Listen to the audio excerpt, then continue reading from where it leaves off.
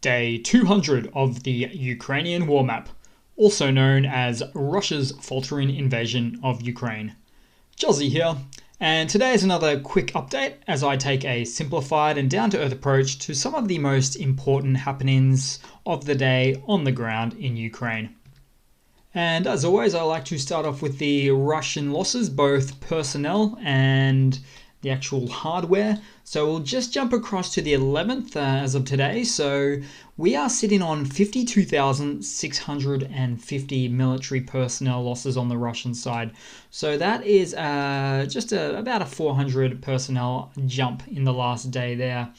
Then we go down to some of the hardware losses, so pretty big in terms of armored combat vehicles today. So a whopping 33, a real stupendous 18 in terms of tank losses as well, 4 artillery, and then we've got 3 aircraft and 1 chopper. I'll show you guys one of those aircraft there in a moment too. Now we'll switch over to the map, and the last 24 to 48 hours have seen some stunning battlefield developments in Ukraine, particularly in the northeast Kharkiv Oblast corner and a bit of the Donbass as well. Ukrainian operations in the northeast continue to exploit its penetration of weak Russian defenses.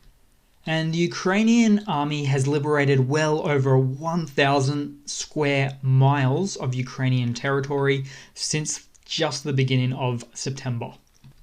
And in some instances on the map, the Ukrainian forces pushed 40 miles deep into Russian-held Ukrainian territory. But what I'm going to do right now today is start off with the map, and I've already gone backwards with the date map, so I'll show you just for a bit of context. So I've got really mostly the Kharkiv Oblast here and a bit of the Donbass. This is the 8th, where you can see the Russian forces held that territory. Then we go further into the 8th, the 9th, and we keep going, and you can see it opens up. So what we're basically seeing here is the offensive started from Balaklia on the outskirts, as you can see there.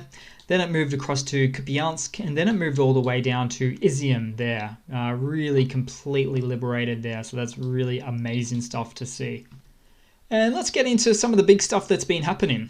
So an advanced Russian Su-34 fighter plane was shot down in the Kharkiv region as well. Now, the wreckage can actually be identified as an Su-34 by the markings on the 2 large landing wheels unique to this type of fighter plane. Now, the current or really ongoing problem that Russian planes like this face on the battlefield is that they have to fly low to the ground in contested airspace and territory to avoid Ukrainian surface-to-air missile systems. But when they fly low to the ground, the problem then here becomes the Ukrainian ground infantry can fire just some cheap Stinger missiles at it. In other words, we have a very contested airspace for the Russian Air Force. Now, I'll just quickly pivot gears to a Russian governance point of view. The Russian Occupation Administration in Kharkiv had to evacuate from Vovchansk to Belgorod, so over the border. So they were hanging out here just at the border, and then they had to jump across the border back to the Belgorod city within the Russian Federation. Now, in terms of reinforcements that Russia said they would bring to the front line here, that really hasn't worked out. That hasn't happened. Although there were a couple of trucks that tried to get through. I've got this photo here of a Russian Ural truck, a 4320 driver. He didn't realize that the bridge over this R79 highway was actually destroyed. So yeah, a bit of this happened here. And there also seems to be a trend, really an ongoing trend of Russian trucks finding their way into rivers and lakes. In this particular case, into the Oskil River, which is right here along this line. So around, actually right here, this photo was taken to the east side of the river. We've got some Russian military vehicles going for a swim. Right, probably there. on the opposite side of Senkov. Now let's get to some of the fun stuff, what I like to call loot, what the Ukrainian forces received from Russia. I like to say Russia donated it to them. Now in total, the Ukrainian forces, they actually destroyed or captured about 70 pieces of Russian equipment during the recent Kharkiv counteroffensive. Ukraine only lost 2 sets of wheels, so that's pretty amazing. So that's a 35-to-1 ratio. That's just massive, unbelievable. But the fact that a lot of Russian equipment was captured in working condition, one could mathematically argue a much worse ratio for the Russian forces. But like this video here, we've got in Izium, we've got, I think it's 3 Russian T-80 tanks with various modifications. Just left behind in working order. Then we've got an even better video also in or around the Izium direction, which I'll just go across here. So Izium right here, 9 T-80s tanks abandoned, plus some additional other military vehicular units too. So this is such a massive score, massive loot. And I just might take this moment to say that it appears from a lot of the reports that there was newer equipment, newer tanks and things of that nature in Kharkiv as opposed to on the south side in, say, the Kherson counteroffensive, which I'll get into shortly. But that's good to see that a lot of them have been snatched up by the Ukrainians for sure. Then at Izium again, we've got some abandoned self-propelled howitzers, 3 in total were taken. Now, Russian donations like these just make me think Ukraine will have all the remaining Russian military equipment by the end of the war. It's just funny how it's going on, or at least the majority of them. They'll have more than Russia themselves. And for good measure, we'll have a look at some of the liberation photos of sorts, or the flags. So this photo is taken on the outskirts, Izium, and a bunch of Ukrainian forces with the flag there. There's truly countless settlements and countless photos of these now, though. Now, just quickly on the topic of Izium. It's been spoken of for some time now. It's been Russian-held territory for so long in this war. It's such a strategic city because it's actually a bit of a transportational hub for the rest of the northeast of the country here. So if we zoom in, we might even see some train lines, some highways that go in all different directions. And this fall of the strategically important city of Izium in Ukraine's east is the most devastating blow to Russia since its humiliating retreat from Kiev. And the fact that the retreat from Izium was announced by Russian sources before any word of its capture suggests that the city may have been liberated without too much resistance. And I've got an extra video here of the Ukrainian forces passing through.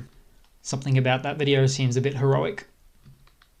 Oh, and something super funny. I should probably leave this until the end of the video where I always put some sort of a funny, but it does relate to this whole area now. So the Russian Ministry of Defense now states that the Russian military grouping withdrawal from Izium and the Balaklia direction was to reinforce the Donetsk and the Donbass region. So basically, Igor Konashenkov, a spokesman for Russia's defense ministry, said on September the 10th that Russia had transferred troops from Balaklia and Izium in the Kharkiv Oblast to the Donetsk Oblast.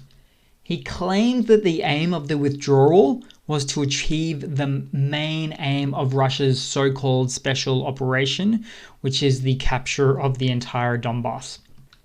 And this statement came only after the Ukrainian forces regained control over Balaklia, Izium, Kupiansk up in the north there too.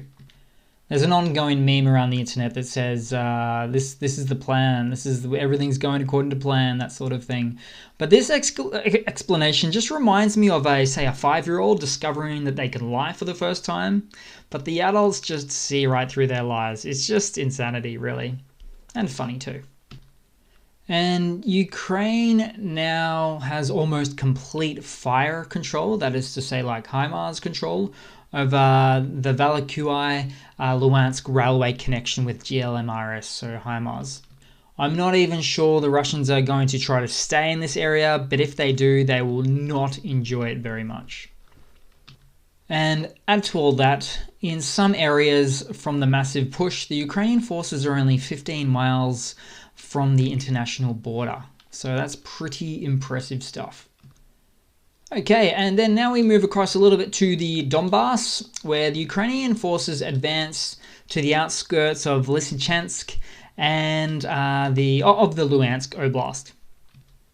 And we've even got some word of Ukrainian partisans able to raise the Ukrainian flag over Kreminna, which is right here. Again, this red signifies Russian-held territory, but it is out of date, especially when we've got counteroffensives up to the wazoo. And speaking of which, Russian occupiers and collaborators are now said to be leaving settlements in Luhansk Oblast in mass. Speaking of fleeing, we've got a video of Pushilin here. Of Donetsk, filmed a video while fleeing Donetsk, it appears. He is a pro-Russian separatist politician, saying that due to difficult circumstances or unusual conditions, they've got to change their game, or they've got to get out of there, that sort of thing. Now I'll move across to the wider map, where we'll go to the Dnipropetrovsk Oblast here. So there was a big explosion in the Dnipro city as a result of a Russian missile strike. Some windows blew up there. The Russian army shelled this area with six in total S-300 surface-to-air missiles. As a result, an agricultural enterprise was damaged, but that was no casualties reported. Then we need to get a quick peek of the Kherson Oblast and the counteroffensive going on here. So I'll give you a bit of an updated map because we can't see everything here at the moment. But have a look here, and we can see there's been quite more of a push in the midriff of the north bank of the Dnipro River there. Certainly still getting a bit of action here. Also, there was a Russian base that was destroyed near the actual Kherson area of the city in the last 24-hour reporting period there as well. And there was also some news of an explosion at a military enlistment office in Kherson too. Oh, and also at the Novokakhovka region near the dam here, very well publicized location. There was a big Russian ammunition depot hit last night, and the detonations were still going off 5 and 6 hours later. And it got bright and it was still going off. Now, as a result of the Ukrainian ongoing counteroffensive in this region here, the Ukrainian forces destroyed 8 Russian tanks, 17 armored vehicles, a Mr. B howitzer, and an all-land drone as well. And on top of that, they eliminated 80 Russian troops, which have been confirmed too. Then we move across to a little bit of news. So German Chancellor Scholz, pictured here, and I love this file photo that I keep using, stated that Germany is prepared to face the coming winter without Russian gas if Russia decides to halt gas exports to their country. Scholz said terminals have been prepared in northern Germany to import liquefied gas, and coal-powered plants are operating, and nuclear-powered plants in the south will be ready by early 2023 if necessary. And in some other news, the US will continue to limit efforts of Russia's attempts to circumvent sanctions, for instance, to stop them from purchasing high-tech equipment like chips, those sorts of things there, silicon. The US official also added that the already imposed sanctions are really already beginning to take effect on the Russian economy, which is struggling to sustain its weapons production. And in more news, 5 more grain ships leave the port of the, well, multiple ports, in fact, of the Odessa Oblast. They've actually got a few ports here, as you can sort of see. However, since the war isn't going to plan the way that Putin would have liked it to, he has threatened or warned about stopping the grain shipment deal just recently.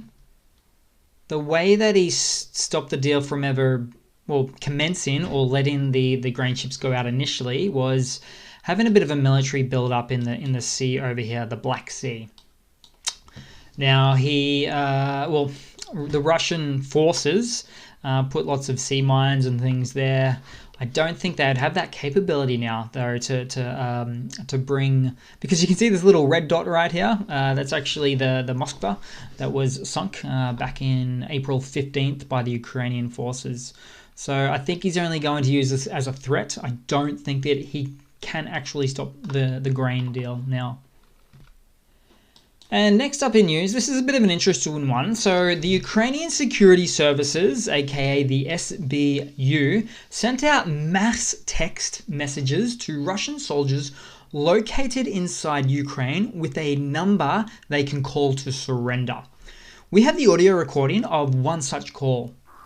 Now, my videos are getting pretty long, so I'll keep this translation brief and instead paraphrase it today about what this call is about.